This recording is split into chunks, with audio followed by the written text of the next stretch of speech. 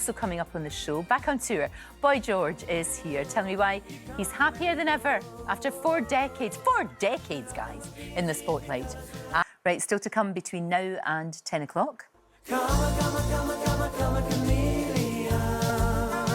You come and go. You come and go. 40 years on. It can't be. And of course, it sounds as fresh as ever. Boy George talking about fame and, all sorts of things in about 10 minutes' time. Gosh, I'm with somebody who knows all about being #1, for goodness sake. Boy George and Culture Club. Heading back on tour, celebrating over 40 years of amazing hits. Oh, geez, it's just banger after banger after banger. So good to see you. Thank you. So good to see you. Now, look, the new single, Let the Flowers Grow, is a lovely antidote to all the insanity that is going on in the world. Yeah, it's kind of weird. It's coming out on Thursday. Myself and Pete Murphy from Bauhaus. So it's a really exciting collaboration. And really, yeah, the song is about self-expression. You know, it's about tolerance, which I feel like I've been writing about since I started. You have. It's interesting. Things go round in a circle. Yeah. You know, it's always interesting. I've got, obviously, Let the Flowers Go. I've also got Mind Your Own Existence with Dark Globe. So that, you know, there's a lot to write about right now. It feels like, from a creative point of view, there's a lot going on in the world, and it feels like there's a lot to say still. Exactly. It's so interesting today that the first thing that Trump said when he got on stage was he wanted to heal America. And I think we all have to kind of hold on to that and hope that that's the case. I was in America recently on tour with Squeeze. We did a big tour over there. And I was talking to people, you know, and, you know, a lot of people said they were voting for him. A lot of people said they weren't. But that's democracy, you know. And I think, you know, there's always a reason to be optimistic, no matter what, you know. There's a lot of bad things going on in the world. Let's hope he can do something to stop some of them, you know. Now, wouldn't that be something? And, you know, focus less on drag queens. I feel like he's going to be busy. It won't have enough time. It won't have enough time. Let's hope. But, yeah, I hope so. No, I hear what you're saying. We're trying something new in this country. You know, we've had years of the Tories, now we're trying Labour. Everybody jumps around politically, don't they? Because nobody really knows what they want. No, that's very true. No, you're right. You're a wise man. Now, look, I need to talk to you about this because it's very exciting. Over 40 years, right, there's a big tour. Now, this is a cracker. This is where we're going to see all of the songs that we absolutely love.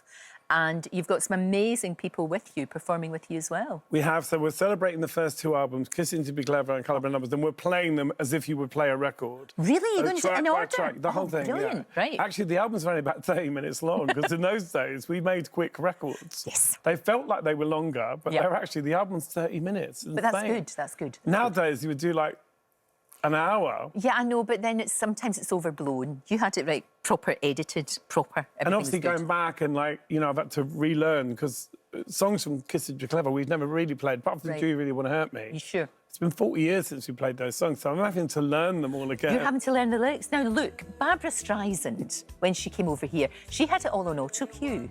So just get them to put it up. No.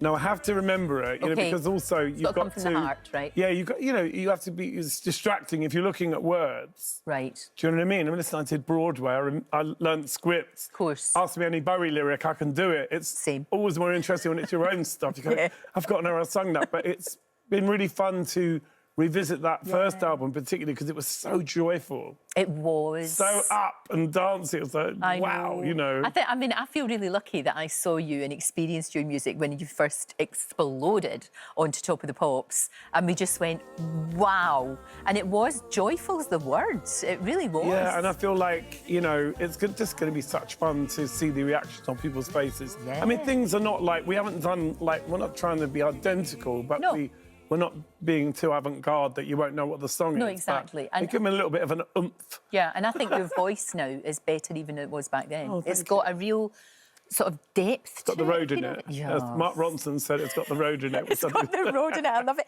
You're going to be performing. Tony Hadley's going to be there, but also, and I'm very excited about this, Heaven 17. Heaven 17. When I used to DJ, I used to play their first records on 12-inch. It was the birth of the 12-inch. Yeah. Fascist Groove thing, you know, Penthouse and Pavement. So I used to play those records on our DJ. Oh, it's great. So that's going to be brilliant. And you're going to New Zealand as well?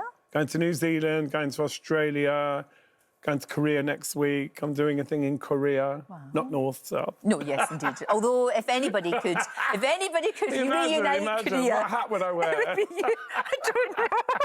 And you're only allowed a certain haircut if you go to North Oh, is it? Korea. Okay, well, yeah. You'd have to be so careful about that. But you know, it's so interesting. I didn't realise that just before you got to number one, you kind of thought that was it because you lost your voice and you couldn't perform. We did a show in Glasgow, remember, yeah, actually, in your lovely country, and after 2 songs, I lost my voice. Jeez. And of course, I had no experience, so I was like, I better not keep singing. So I had to go out and say to the crowd, I can't sing, and they were all throwing stuff at me and booing, and they weren't happy at all. Oh dear. And then the next day you're number one?